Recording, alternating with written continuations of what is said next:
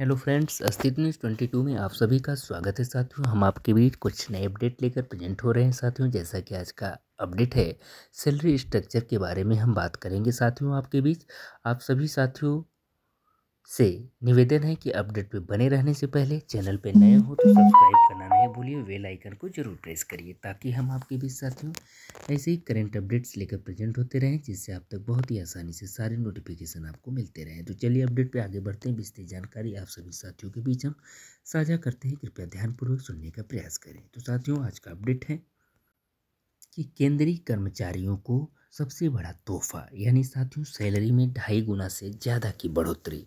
यानी salary structure की बात करते हैं तो साथियों, केंद्रीय कर्मचारियों को केंद्र सरकार ने 8वें वेतन आयोग की मंजूरी देकर नए साल की शुरुआत में साल का सबसे बड़ा तोहफा दे दिया है। कर्मचारियों की सैलरी यानी 8वां पे कमीशन सैलरी स्ट्रक्चर में 2.5 गुना से ज़्यादा की बढ़ोतरी का लाभ मिलेगा।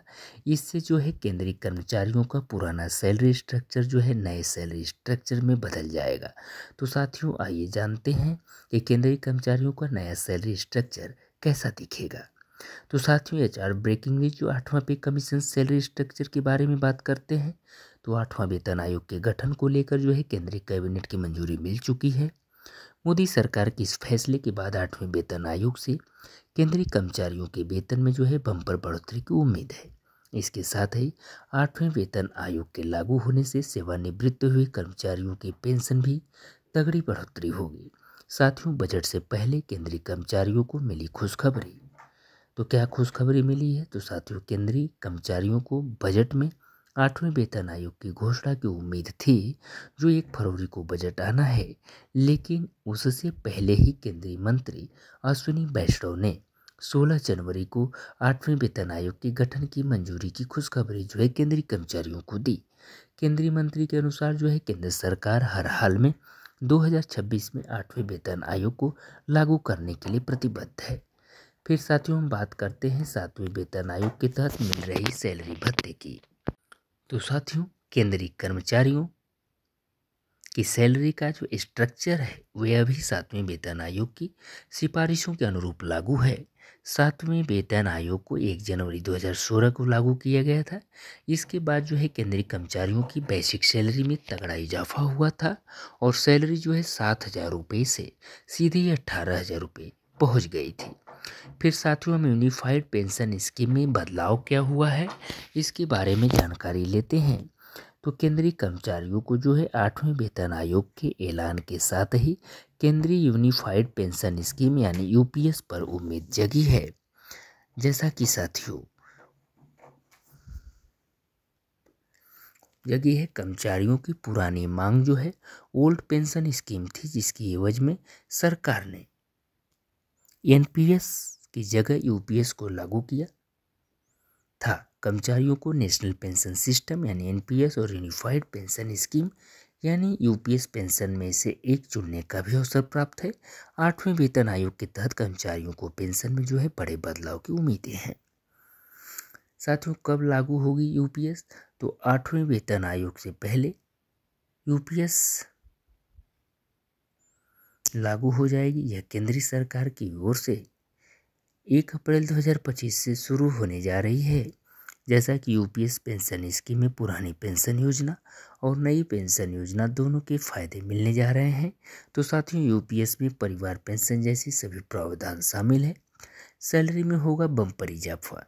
यानी साथियों, अब बात आती है कि नया सैलरी स्ट्रक्चर क्या होगा, यानी 8वां पे कमीशन सैलरी स्ट्रक्चर क्या होगा। तो 8वें वेतन आयोग में सैलरी फिटमेंट फैक्टर से ही तय होने की उम्मीद है। वहीं 7वें वेतन आयोग में 2.57 का फिटमेंट फैक्टर 8वें वेतन आयोग में बढ़कर 2.86 पर पहुंच जाएगा। नए फिटमेंट फैक्टर के अनुसार ही केंद्रीय कर्मचारियों की वेतन और पेंशन में बढ़ोतरी होगी। तो साथियों, कब लागू होगी यूपीएस? तो इसके बारे में जानकारी हुई। उसके बाद साथियों, सैलरी में क्या इजाफा होने वाला है इसके बारे में जानकारी हुई। अब बात करते हैं कि 2.5 गुना से अधिक बढ़ेगी केंद्रीय कर्मचारियों की सैलरी। इसके बारे में जानकारी लेते हैं। तो साथियों दरअसल कर्मचारियों की सैलरी बढ़ोतरी के लिए फिटमेंट फैक्टर का जो प्रयोग किया जाता है, फिटमेंट फैक्टर सैलरी का एक गुणक है। इसी के माध्यम से पेंशन और सैलरी जो है संशोधित किए जाते हैं। तो साथियों नए फिटमेंट फैक्टर 2.86 के हिसाब से कर्मचारियों को न्यूनतम बेसिक वेतन 186% अधिक यानी 18,000 से 2.86 गुणा ज़्यादा होगा। यानी साथियों 8वें वेतन आयोग में कर्मचारियों का न्यूनतम बेसिक वेतन 18,000 रुपये से बढ़कर 51,480 रुपये तक पहुंच जाएगा। फिर साथियों अब जानिए पेंशन बढ़ोतरी का गुणा गणित क्या है। तो साथियों 8वें वेतन आयोग के लागू होने के बाद पेंशन में भी बम्पर बढ़ोतरी की उम्मीद सेवानिवृत्त कर्मचारियों को है।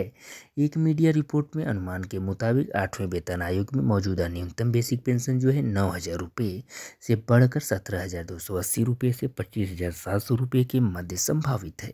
साथियों यह भी पूरी तरह से फिटमेंट फैक्टर पर ही निर्भर होगा।